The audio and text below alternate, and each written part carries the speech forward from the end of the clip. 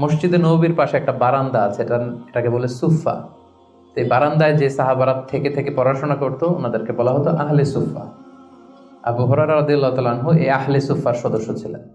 উনি বলতেন যে আমাদের অনেক সাহাবারা ব্যবসা করতো, কেউ এটা করতো সেটা করতো, আমি কিছুই করতাম না। আমার শুধু খাওয়ার ব্যবস্থাটা হইলেই আমি রাসূল সাল্লাল্লাহু আলাইহি ওয়াসাল্লামের সাথে থাকতাম, সারাদিন থাকতাম, আর উনি যাই বলতো আমি এটা মানুষের কাছে বর্ণনা করে পৌঁছে দিতাম। সুবহানাল্লাহ। এজন্যই উনি এত হাদিস বর্ণনা করেছেন। শুরুতে উনি এত হাদিস বর্ণনা করতে পারতেন না। উনি একবার বললেন, ইয়া রাসূলুল্লাহ সাল্লাল্লাহু আলাইহি সাল্লাম, আসমাউ মিনকা হাদিসান কাসীরান, আমি তো আপনার কাছ থেকে অনেক হাদিস শুনি, ফালা আহফাজ, কিন্তু এগুলো আমার মনে থাকে না, কি করব? আল্লাহ রাসূল সাল্লাল্লাহু আলাইহি ওয়াসাল্লাম বললেন, উবসুত রিদাক, তুমি তোমার চাদরটা বিছিয়ে দাও। আবু হুরায়রা রাদিয়াল্লাহু তাআলা আনহু চাদর বিছিয়ে দিলেন। রাসূল সাল্লাল্লাহু আলাইহি ওয়াসাল্লাম ওই চাদরের মধ্যে এরকম হাত বুলিয়ে দিলেন, বললেন এবার এটা গায়ে দাও।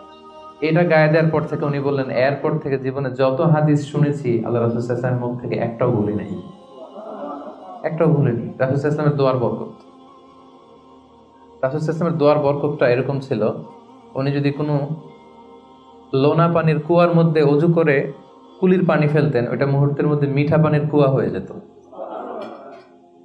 গাছের মধ্যে ফল ধরে না, রাসূল সাল্লাল্লাহু আলাইহি ওয়াসাল্লাম টাচ করলে এর পরের বছর ফল হতে হতে একেবারে সয়লাব।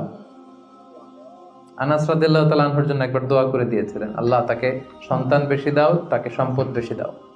তো সন্তানের দোয়া এত কাজে লাগছে, ওনার সব মিলে ৮২ জন সন্তান ছিল, ৮০ জন ছেলে, 2 জন মেয়ে।